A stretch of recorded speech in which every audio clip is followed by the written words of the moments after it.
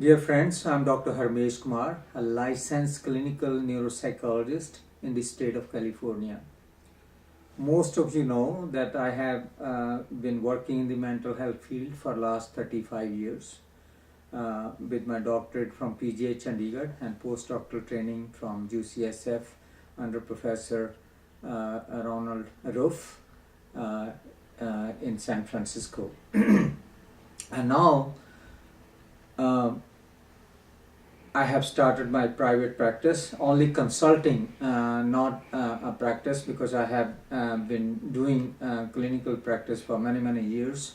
And most of you also know that I started the Hume Center in '93 with Dr. Meji Singh. And that center has been helping those who cannot afford to get the mental health services, and it works on a sliding fee schedule, and we do train many pre-doctoral and postdoctoral trainees in the center. But today I want to share with you because some of my friends have called me and told me that I need to discuss a little bit and shed some light on grief. What does grief means? Why do we grieve? And recently we also have a very dynamic and young lady in our family who has passed away at the age of 34, and the whole family and my clan has been grieving about it, and it will continue to touch all of us in the years to come. But what happens when we grieve? Why do we grieve? Why people fall apart when we lose someone we love the most? Why do people fall apart when they get divorced or they break up in their relationships? Why people fall apart when they have death of their pet? Why do people fall apart? I have met so many women, including my own within the family, that when women have miscarriages, they cannot let it go, and it pains. It is very hurtful. Why do people grieve when people get stuck with serious illness and trauma or accident? Why do people grieve when people lose their friendship? Why do people grieve when the people lose their safety net? And I have seen many times in my private practice as well as over the years that I have seen many mainstream people here, those who have been born and raised in the United States, and they are from the mainstream community.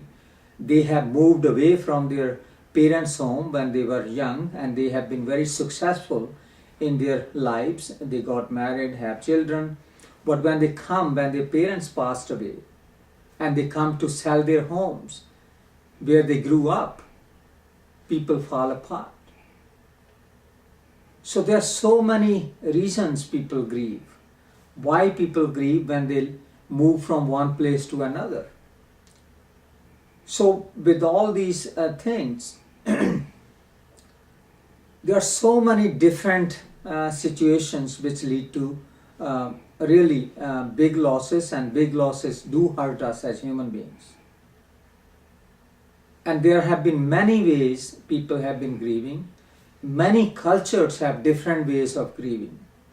Most of us know, those who come from India, and even here in this country, if you talk to some native Indians, if you talk to some Mexican families, or talk to some Latin American countries, that they tell that they grieve over a period of time. In India, we used to grieve minimum 13 days, then up to 40 days. People grieve. And it used to be a very beautiful way of grieving when people will come and visit our homes when somebody in the family goes away or passed away, and they will bring food for the family so that they don't have to get because most of us know when we grieve, sometimes it emotionally slows us down. We cannot think rationally when we grieve. We cannot, there are some emotional symptoms of grieving, and there are some physical symptoms of grieving. Initially, in the olden days, people won't tell what those emotional and physical symptoms are. People understood that this is what happens. People don't have to remind them that they have been grieving and this is what happens. We have seen our grandmothers, our aunts, our uncles, some of them, they just become emotionally paralyzed. They cannot think. They are lost. They are dazed. And this happens to human beings. So what are the physical, emotional symptoms of grieving? I would like to share with you. The emotional symptoms of grieving are too many, but initially, shock and disbelief is the major initial reaction to immediate loss we experience. Sadness. We feel very sad when we lose somebody we love and we care about. The guilt. Why me? Why am I alive? Why my younger sister? Why my younger son? Why my younger daughter? Goes away. What did I do, God? Why you have to take the small one? Why don't you take me? Sometimes parents who lost their children, they talk about it. And we have seen multiple times in our lives. And then anger. We get very angry when we lose something. And then we are fearful when we lose somebody. And there are so many other emotions or emotional feelings which get imprinted on our body. The smell when we're sitting with somebody, when we have lost somebody and we're sitting in their presence, we're looking at the dead body, the flower smell, that flower smell and the smell of the room or the house or the way when we entered into that place, it gets imprinted in our life. And every cell of our body has that imprint at times. We cannot get rid of that imprinting even if we try sometimes. And it goes a long, long way unless we really focus and get the help we need. Some of us could do it normally within our own means. Some of us has to seek professional help when we grieve. So what are the physical symptoms of grief? The physical symptoms of grief are we feel very fatigued. We get tired very easily when we are grieving for somebody because emotional energy is being spent.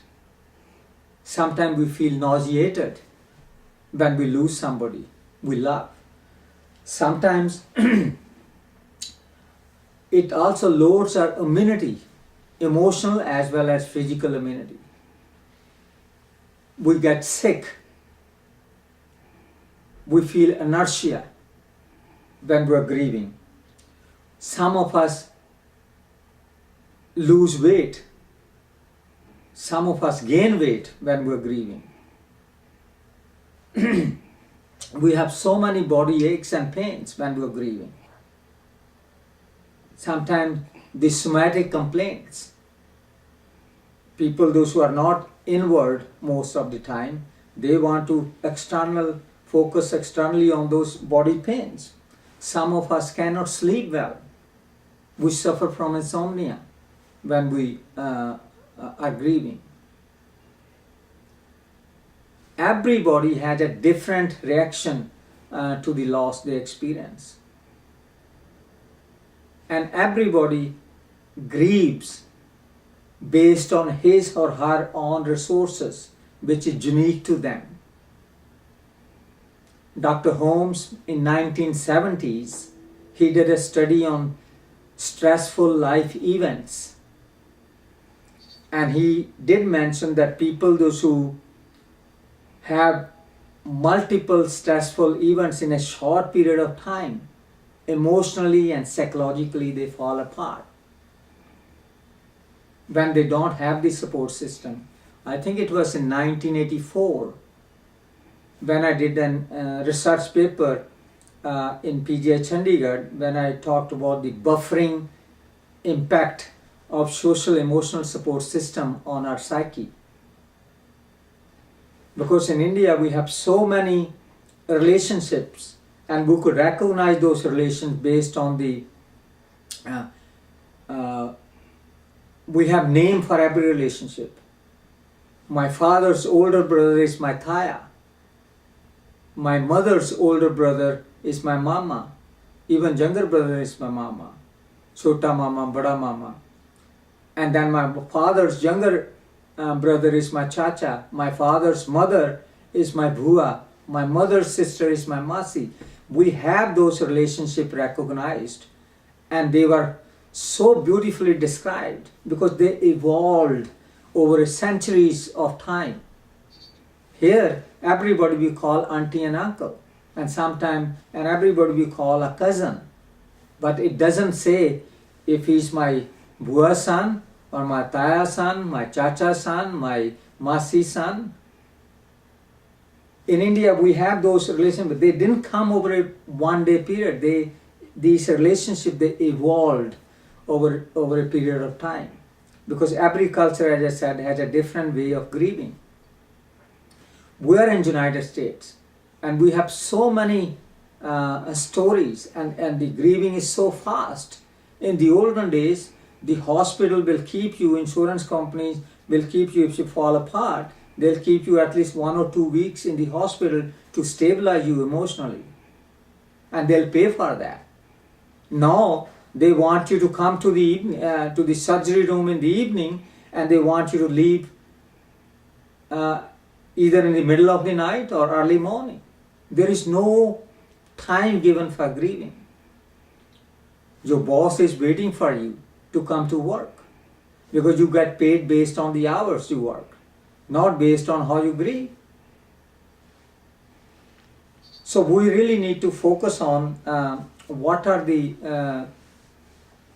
way we individually, uniquely are grieving, and that's the way you need to sit with somebody who could help you out.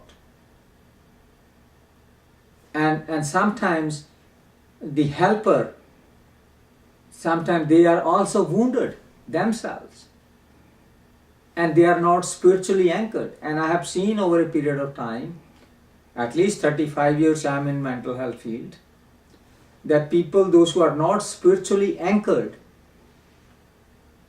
they get very shaken when they are faced, or when they are working with people, those who are falling apart. It becomes emotionally very staggering for them.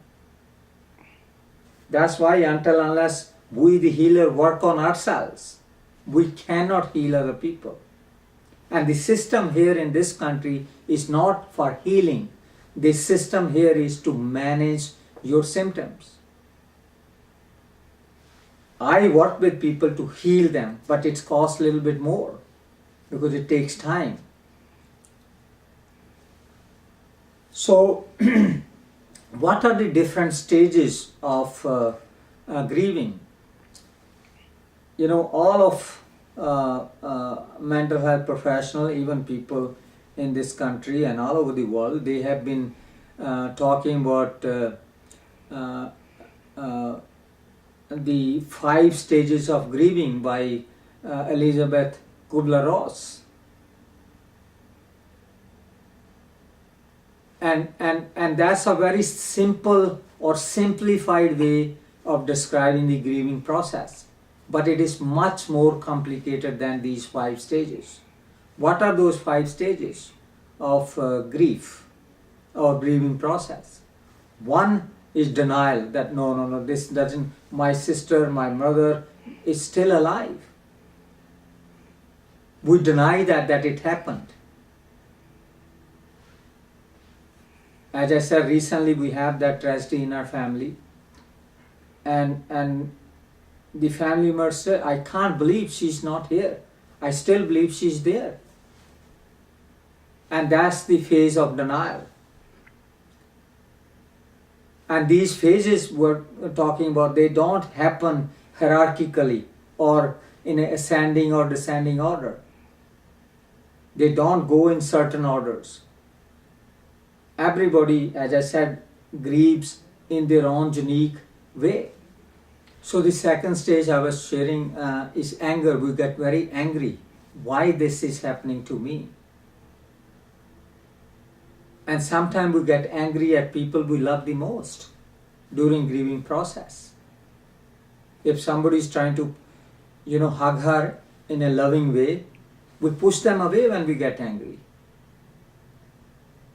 Sometimes we bargain. God, why don't you do this to me and I'll do this thing for you? In India we say, I'll give prasad for so many rupees if you do this thing to me, if you do this thing for me. And then the next stage, fourth, is depression. We fall apart. We lose our appetite. We lose our sleep. We lose our interest in pleasurable activities.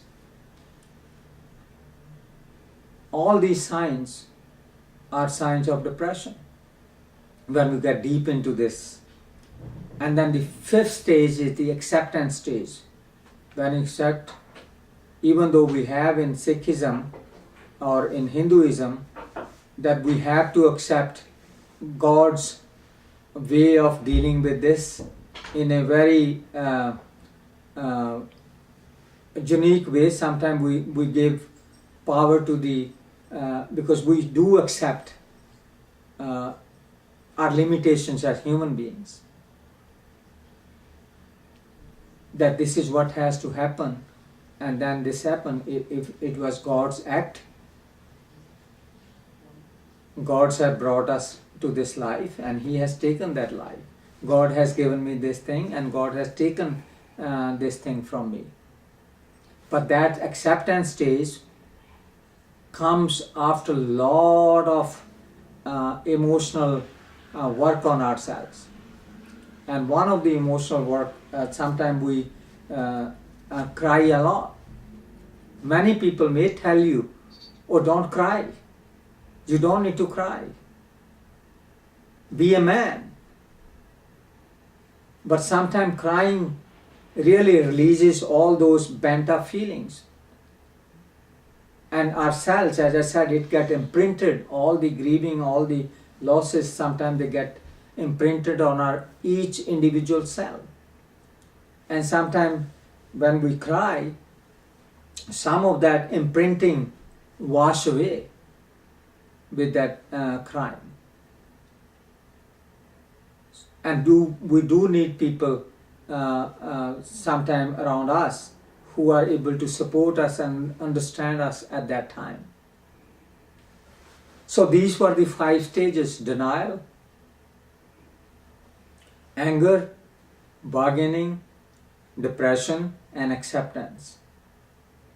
But these stages do happen in a very different way for different people. And culture has very important role to play the way we grieve.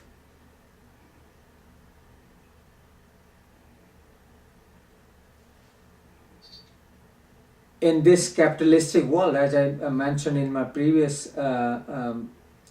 discussion, that the speed of life, we're living in this fastest lane in the United States of America. Sometimes a little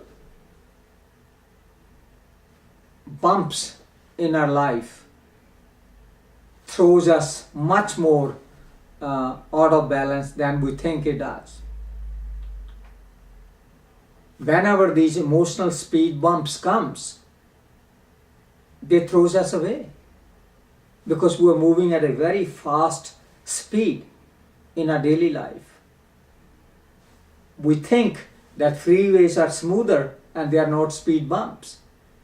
But little blockage we feel, little bump we feel, it throws our car, and the same way is with human body. It throws us away. when we feel any emotional blockage or any loss, and we need time to settle down, to calm down, to keep us going. So how do we deal with this kind of, how do we cope with the grief? As I mentioned, that many people have many different ways of grieving. There is no right or wrong way of grieving. Over the centuries, people have shown that when you have a good social emotional support system, grieving process goes very smoothly. If you live alone, it takes a little bit longer time to grieve.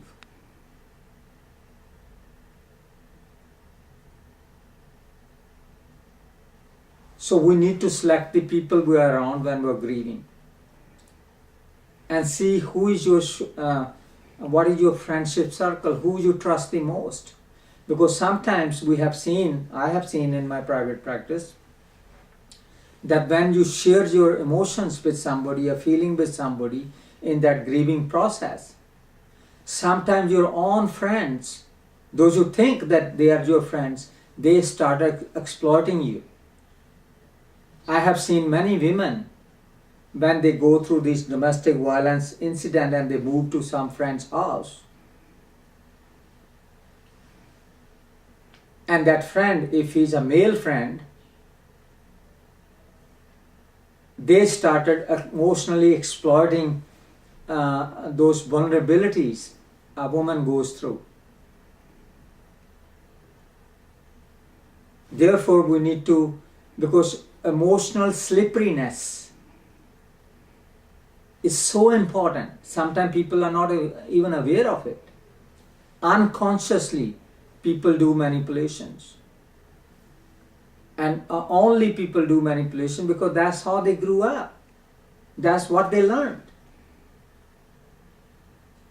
Because in this country, we do everything for profit.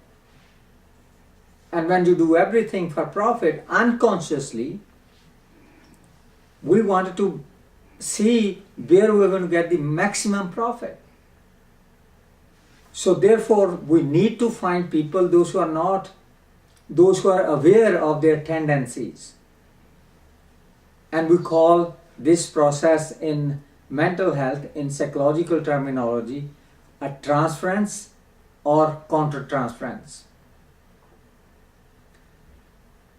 So this countertransference awareness is the key for mental health professionals. If they're not aware of it, sometimes they get really thrown away emotionally dealing with people.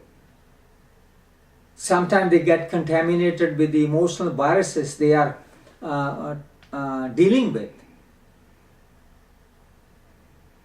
So therefore, we need to find people, those who are really, we know from the childhood that these are the good people. Whenever I have gone to that place or that person, he always or she always give me a good advice or good support without expecting anything back from me. How many people we find in today's world, those who will give you good advice without expecting anything? Not many, except our mothers. Even mothers have to work now. The system has been created that both the family member has to work. I mentioned in my lecture a few days back in one of the setting that in the 1970, when people working in San Francisco at the lower jobs, they could not afford those kind of living spaces in San Francisco. They moved to Modesto, to the Central Valley. And they were commuting from Central Valley to San Francisco to work. And sometimes they have to spend 13, 14 hours coming and going, 8 hours on the job, 3 to 6 hours driving. But their kids are at home. Nobody took care of the kids because nuclear families were there. The joint family system we had in the past is gone away, it's withered away. And the system, the TV commercials tell us how privacy is important to us. Even our parents sometimes bothers us when they are living with us. Even our grandparents bothered us. But they don't understand how helpful they were taking care of our children and grandchildren when they live with us.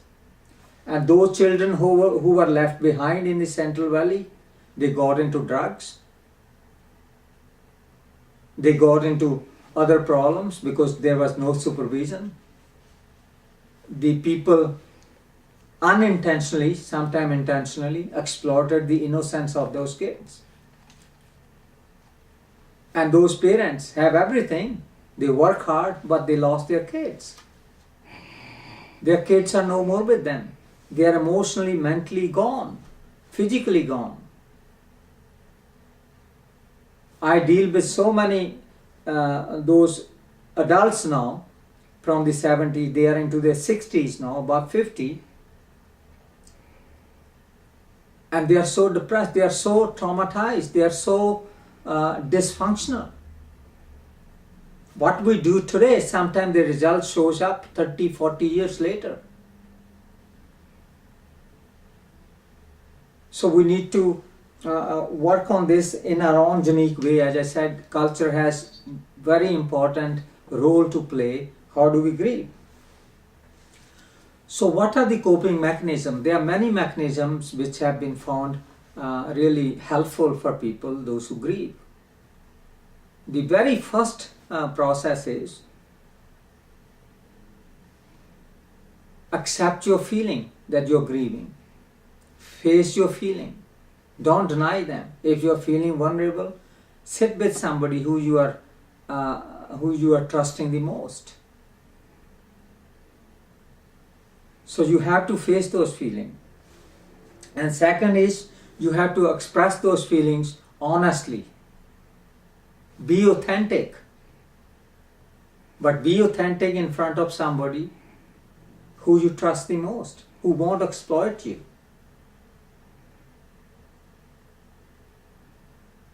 It is very important. And then see what hobbies and interests you have. And if you could continue pursuing those hobbies and interests. I know it is very difficult to pursue those hobbies and interests when you're grieving. And when you have emotional and physical symptoms, when you're so fatigued, when you're so tired, when you cannot sleep, when you have body aches and body pains. How do you sleep? But you need to try to find those hobbies and interests, a place where you could be able to release that energy for your own well-being. The other thing, sometimes people tell you, you shouldn't feel this way. Don't let anybody tell you how you should feel. You are master of your own life. And the way you grieve, it is none of somebody's business. It's your business.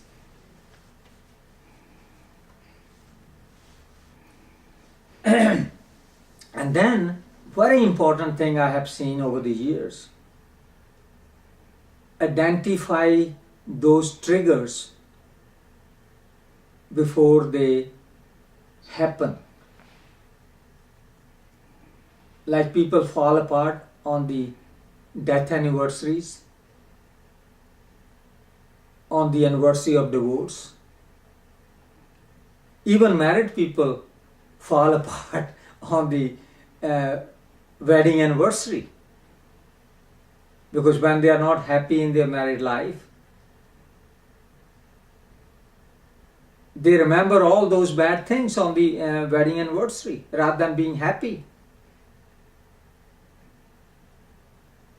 So we need to remember those triggers. What are the triggers which lead us to fall apart? That's very important. And as we talk about hobbies and interest, physical health is very important.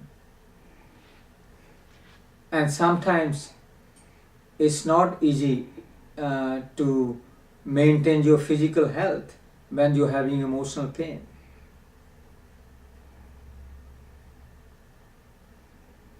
I think we do need to understand each one of us has a different way of grieving. Each one of us has to understand how my individual culture, how my ancestors, how my grandparents, how my parents, how my friends and their families, we see it on a day-to-day basis, how people grieve. But we have our own way of grieving, and we need to respect that. No two individuals are equal or same when they grieve. And sometimes when the grieving becomes so complicated, you do need professional help. That's the last resort if you cannot deal with the grieving yourself and you don't have the support system around you. And find somebody who could help you out. And based on your ability or the resources you could spend with the professional. With that, I want to thank you again for listening. If you have any question, you could send us the email drk@myamerica.myworld